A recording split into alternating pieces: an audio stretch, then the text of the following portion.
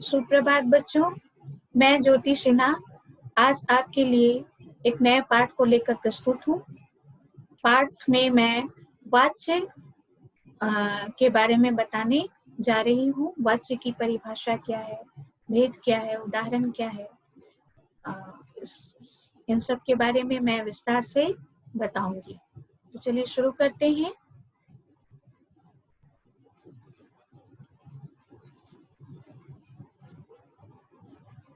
वाच्य किसे कहते हैं? वाच्य किसे कहते हैं, वाच्य की परिभाषा क्या है, इन सब के बारे में मैं आज आपको विस्तार से बताऊंगी। ठीक है, तो चलिए शुरू करते हैं। सबसे पहले वाच्य की परिभाषा क्या है, वाच्य की परिभाषा और भेद कितने हैं, इन सब के विषय में मैं विस्तार से आपको बताऊंगी। वाच्य का शाब्दिक अर्थ क्या होता है? वाच्य का शाब्दिक अर्थ होता है बोलने का विषय। क्रिया के जिस रूप से यह ज्ञात हो कि वाक्य में क्रिया द्वारा बताए गए विषय में कर्ता, कर्म या भाव इनमें से किसकी प्रधानता है। जब ये बात हमें समझ में आ जाए तो उसे वाच्य कहते हैं। दूसरे शब्दों में हम यह भी कह सकते हैं कि वाच्य क्रिया का वह रूप है जिससे यह ज्ञात होता है कि वाक्य में कर्ता प्रधान है, कर्म प्रधान है अथवा भाव प्रधान है। क्रिया के लिंग एवं वचन उसी के अनुरूप होते हैं। इस परिभाषा के अनुसार वाक्य में क्रिया के लिंग वचन या तो कर्ता के अनुसार होंगे, कर्म के अनुसार होंगे या फिर भाव के अनुसार होंगे। दूसरे शब्दों में हम यह भी कह सकते हैं कि वाच्य क्रिया के उस रूपांतरण को कहते हैं जिससे यह ज्ञात होता है कि वाक्य में क्रिया कर्ता के साथ है, कर्म के साथ है अथवा इन दोनों में से किसी के भी साथ ना होकर केवल क्रिया के कार्य व्यापार अर्थात भाव के साथ है। तो इस तरह से हम इन सभी वाक्यों को पढ़ने के उपरांत इनमें से कोई भी एक परिभाषा के रूप में हम लिख सकते हैं, बता सकते हैं। क्योंकि वाच्य की पहचान भी कराई गई है। परिभाषा किसे कहते हैं? परिभाषा में किसी भी विषय का सार निहित होता है। अगर आप इनमें से कोई भी एक परिभाषा लिखेंगे तो वह बिल्कुल सही माना जाएगा। अब आइए इसको कुछ उदाहरण के माध्यम से समझते हैं। राधा पत्र लिखती है, राधा द्वारा पत्र लिखा जाता है, तुमसे लिखा नहीं जाता। यहाँ देखिए, प्रथम वाक्य में लिखना क्रिया का संबंध कर्ता यानी राधा से है और दूसरे वाक्य में कर्म प्रधान है जिसमें पत्र कर्म अर्थात उद्देश्य के रूप में आया है और इसकी प्रधानता है। तुमसे लिखा नहीं जाता, इस वाक्य में क्रिया का संबंध न तो कर्ता से है और न ही कर्म से है, इसका संबंध भाव से है। वाच्य में तीन की प्रधानता होती है, इस प्रकार से हम कह सकते हैं कर्ता की, कर्म की और भाव की। अब इसके उदाहरण देखिए। माधव क्रिकेट खेलता है, क्रिया यहाँ कर्ता के अनुसार है। दूसरे वाक्य में माधव द्वारा क्रिकेट खेला जाता है, यहाँ पर क्रिया कर्म के अनुसार है और माधव से खेला जाता है, यहाँ पर क्रिया भाव के अनुसार है। तो ये वाच्य के तीन रूप होते हैं जिसके आधार पर वाच्य के तीन भेद किए गए हैं। कौन कौन से? कर्तृवाच्य, कर्मवाच्य और भाववाच्य। कर्तृवाच्य किसे कहते हैं? जब वाक्य की क्रिया के लिंग वचन और पुरुष कर्ता के लिंग वचन और पुरुष के अनुसार हो तो कर्तृवाच्य कहलाता है। सरल शब्दों में हम यह भी कह सकते हैं कि क्रिया के जिस रूप में कर्ता प्रधान हो उसे कर्तृवाच्य कहते हैं। इसमें लिंग एवं वचन प्रायः कर्ता के अनुसार होते हैं। जैसे उदाहरण देखिए, रमेश केला खाता है, दिनेश पुस्तक पढ़ता है। इन दोनों वाक्यों में कर्ता प्रधान है तथा उसी के लिए खाता है, पढ़ता है क्रियाओं का प्रयोग हुआ है, इसलिए यहाँ पर कर्तृवाच्य है। अब आगे हम देखें कर्मवाच्य की परिभाषा और उदाहरण। कर्मवाच्य किसे कहते हैं?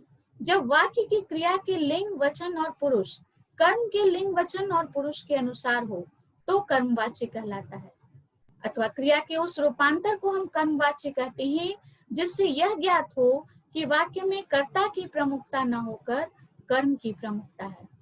सरल शब्दों में हम यह भी कह सकते हैं कि क्रिया के जिस रूप में कर्म प्रधान हो उसे कर्मवाच्य कहते हैं, या जहां क्रिया का संबंध सीधा कर्म से हो तथा क्रिया के लिंग वचन कर्म के अनुसार हो उसे हम कर्मवाच्य कहते हैं।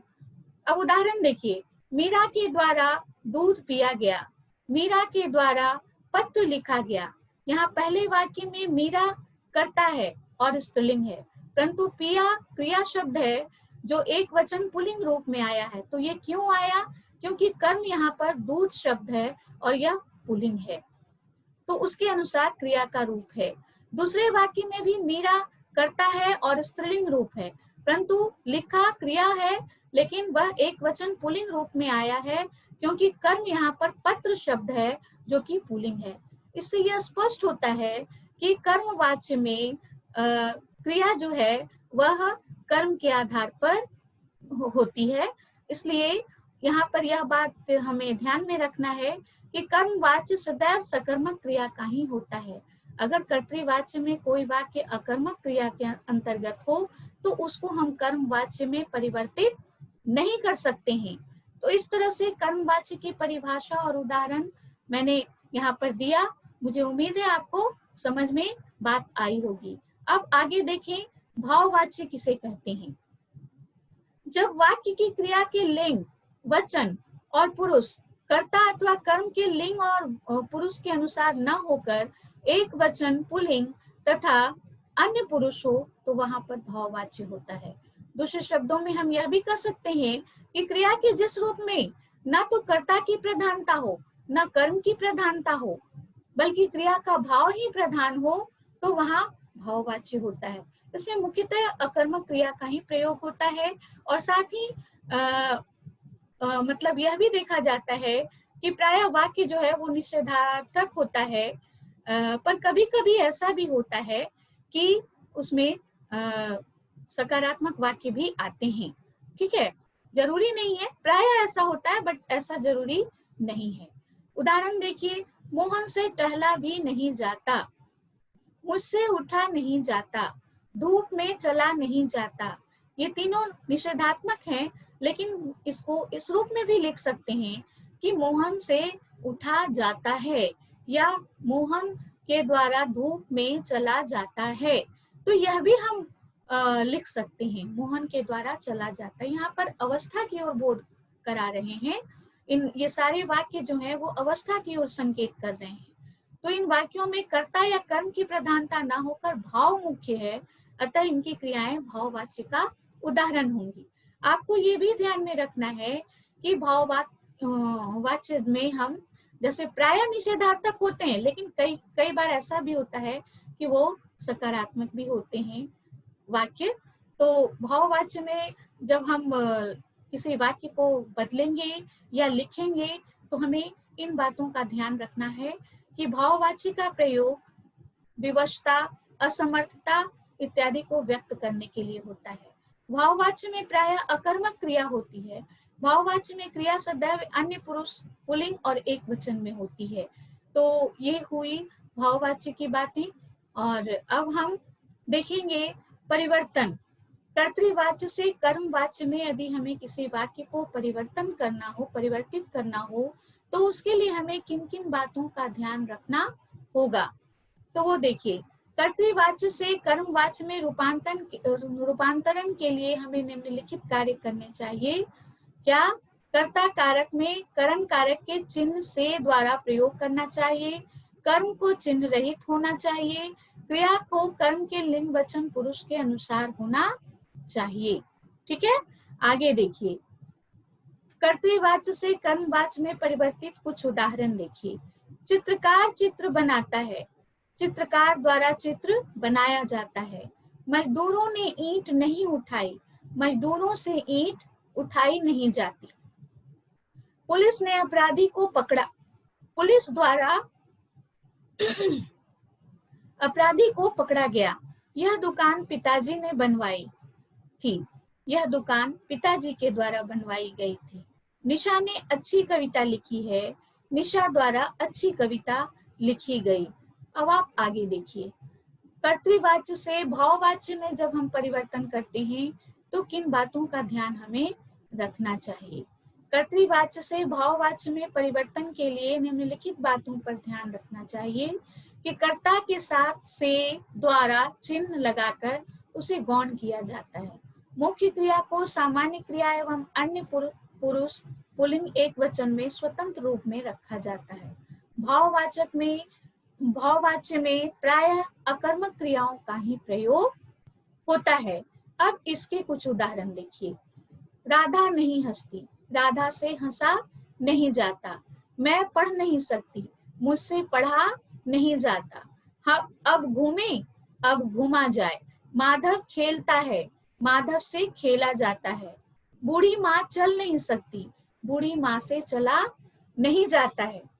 तो इस तरह से ये आपका मैंने आपको बताने की कोशिश की कि किस प्रकार से वाच्य में हम किस कर्तृवाच्य, कर्मवाच्य और भाववाच्य के अंतर्गत परिवर्तन कर सकते हैं। सबसे पहली बात परिभाषाओं को याद रखना है, दूसरी बात परिवर्तन के नियम को याद रखना है, और तीसरी बात अभ्यासरत रहना है। क्योंकि व्याकरण ऐसा विषय है कि उसमें हम जो कुछ भी पढ़ते हैं, परिभाषाएं याद करते हैं, उदाहरण पढ़ते हैं, देखते हैं, लेकिन जब तक हम उससे संबंधित अभ्यास नहीं करते, हमें उन बातों की संपूर्ण जानकारी नहीं हो पाती है। कहीं ना कहीं हम कंफ्यूजन में रहते हैं। तो वो स्थिति ना आए, इसके लिए आपको इसको पढ़ करके समझना है और फिर अभ्यास भी करना है। तो आज के लिए बस इतना ही। आप सबको का बहुत बहुत धन्यवाद।